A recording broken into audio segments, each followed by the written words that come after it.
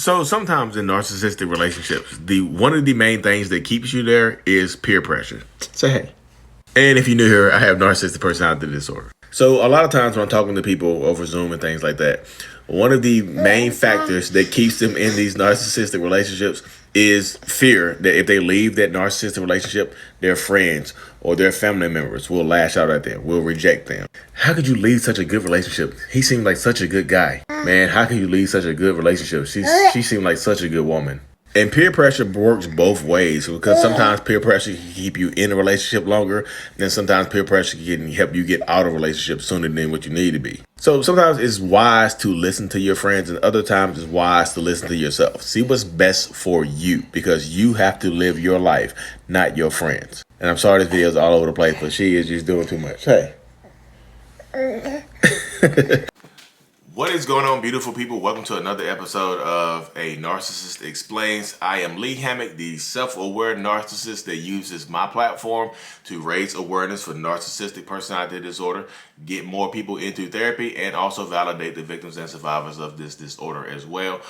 This series is just dedicated to, taking my YouTube shorts and my TikToks and making them longer, just expounding upon them, going into greater detail, as one would say. Now, so the one you just watched was about,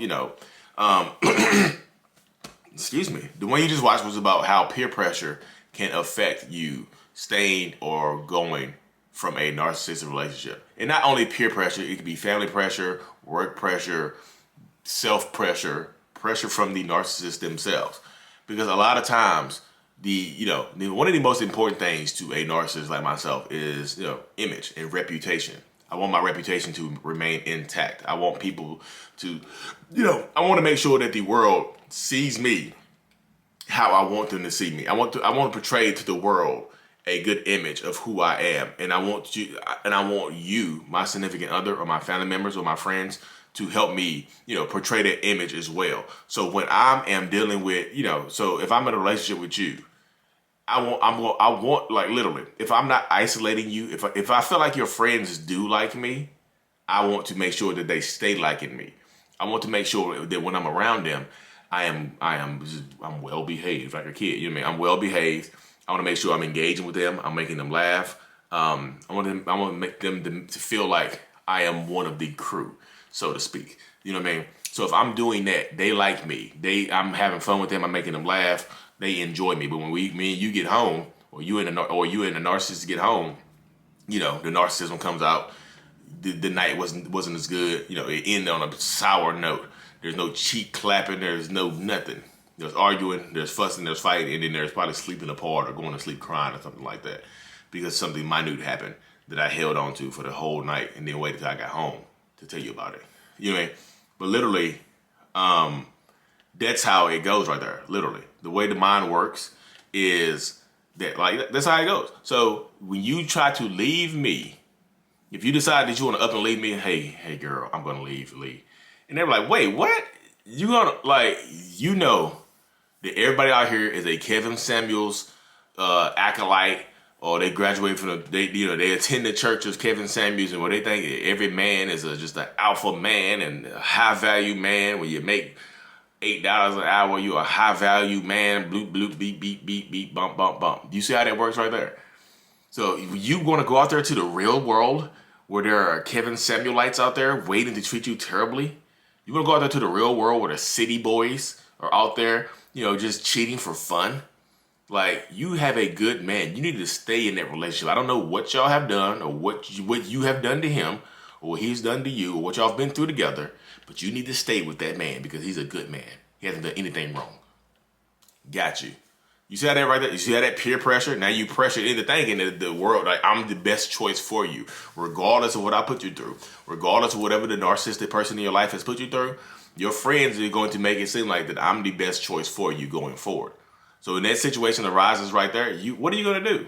Like, literally, what are you going to do in that situation? When it arises and it comes up and you realize that your friends are on my side or your family's on my side because you tell them you're going to leave me and they talk you into staying, hey, look, if you leave him, like, this is you talking to your family. Your family says something like, if you leave Lee, if you leave that narcissist in your life, this had to be me, y'all. I'm just using me as an example because I have narcissistic personality disorder. If you leave Lee, like, we're still gonna be his friend. Like, we're still gonna have him around or whatever. It might be awkward for you here and there because if we have a big cookout, we're gonna invite him. Pretty much. You know what I mean? If you leave Lee, he's still gonna be around. So I'm still gonna be in your life. So there's family pressure. So why would you? So now even your family is pressuring you into staying with me. Your family, your friends, my family, my friends, my mama calls you. Look, girl, he doing good. He has his ups and downs, but look, he's a good man. I raised him to be a good man. You see how that works right there? Everybody around you, even your people at work that have met me or know of me or met that narcissist. I keep using me a lot this episode for some reason. Met that narcissist in your life. They have met him or her. They've met them and they're gonna tell you, they're like, look, you about to break up with that person. I'm telling you, somebody else is gonna scoop him up really, really quick. Somebody else is gonna go clap her cheeks really, really quick if you leave her alone.